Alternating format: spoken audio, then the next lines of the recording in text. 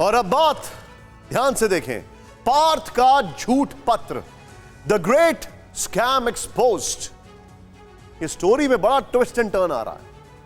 सदी के सबसे बड़े कैश कांड की बात कर रहे हैं। हजारों नौजवानों का भविष्य बर्बाद करने वाले बंगाल टीचर भर्ती स्कैम में रोज बड़े खुलासे हो रहे हैं।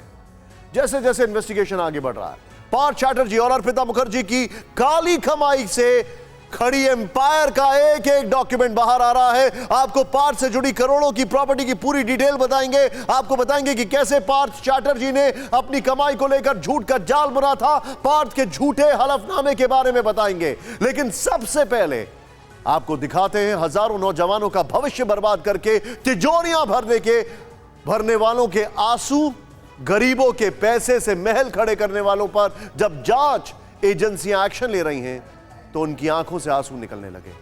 ये तस्वीरें उस वक्त की हैं जब ईडी की टीम पार्थ के करप्ट कंपनी की पार्टनर अर्पिता मुखर्जी को मेडिकल टेस्ट के लिए अस्पताल लेकर पहुंची थी।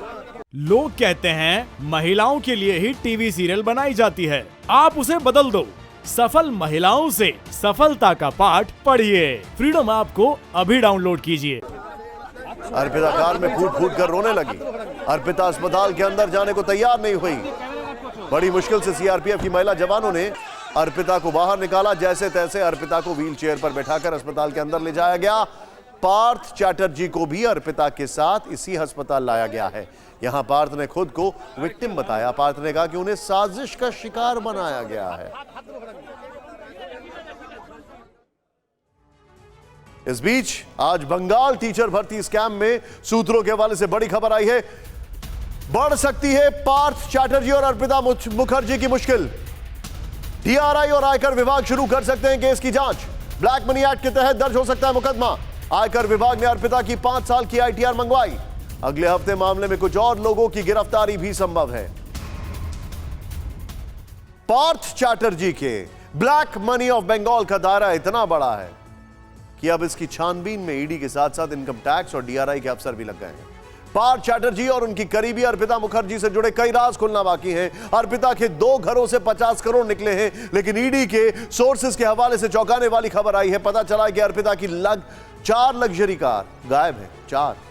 अंदेशा इस बात का है कि इन कारों में कैश भरकर कहीं भेज दिया गया है। यानी सदी के सबसे बड़े कैश कांड का अभी और भी बहुत सारा चैप्टर जो है वो खुलने बाकी है। पूरी रिपोर्ट देखें।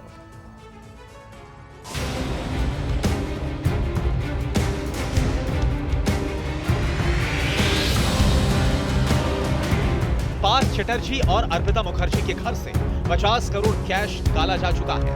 सोना और करोड़ों की प्रॉपर्टी के डॉक्यूमेंट्स जब्त किए गए हैं। डॉक्यूमेंट्स की जांच से कई चौंकाने वाली जानकारियां मिल रही हैं। लेकिन जैसे जैसे पार्थ की काली कमाई के ठिकानों की फहरिस्त सामने आ रही है, सवालों की लिस्ट भी लंबी होती जा रही है। सवाल पूछे जा रहे हैं कि क्या पार्थ और अर्पिता के ब्लैक बैंक ऑफ बंगाल के तहखानों में सिर्फ इतना ही कैश रखा था? क्या ईडी के पहुंचने से पहले ही काली कमाई को कहीं और छिपा दिया गया? ये सवाल इसलिए उठे क्योंकि पार्थ की राजदार अर्पिता मुखर्जी के फ्लैट से उसकी 4 लग्जरी कारें गायब हैं। ईडी ने अर्पिता की गिरफ्तारी के दौरान उसकी एक मर्सिडीज कार को, सफेद रंग की मर्सिडीज कार को जब्त करने के बाद उसकी दूसरी कारों की तलाश शुरू कर दी गई। लेकिन ईडी को उसकी दूसरी कारों के बारे में कोई जानकारी नहीं। अर्पिता मुखर्जी के डायमंड सिटी वाले फ्लैट से उसकी 4 कारें लापता बताई जा रही है। लिहाजा अब ईडी ने उनकी तफ्तीश शुरू कर दी है। साथ ही TV9 भारतवर्ष के पास उन 4 गाड़ियों की पूरी डिटेल मौजूद है। अर्पिता की गायब कारों में एक ऑडी, एक मर्सिडीज बेंज, एक होंडा सिटी और एक होंडा CR-V शामिल है। अर्पिता की लापता कारों में Audi A4 number WB02AB9561, Mercedes Benz number WB02AE2232, Honda city number WB06T6000, Honda CR-V number WB06T6001 शामिल है। आशंका जताई जा रही है कि लापता कारों में कैश भरा हो सकता है। ये भी कहा जा रहा है कि ईडी की छापेमारी के बाद अर्पिता की इन कारों में कैश भरकर इन्हें गायब कर दिया गया। ईडी की टीम इन गाड़ियों की तलाश में जुट गई है। सुराग तलाशने के लिए सीसीटीवी फुटेज को खंगाला जा रहा है। माना जा रहा है कि इन गाड़ियों का पता लगने के बाद पार्थ और अर्पिता के गोरख धंधे से जुड़े नए खुलासे हो सकते हैं।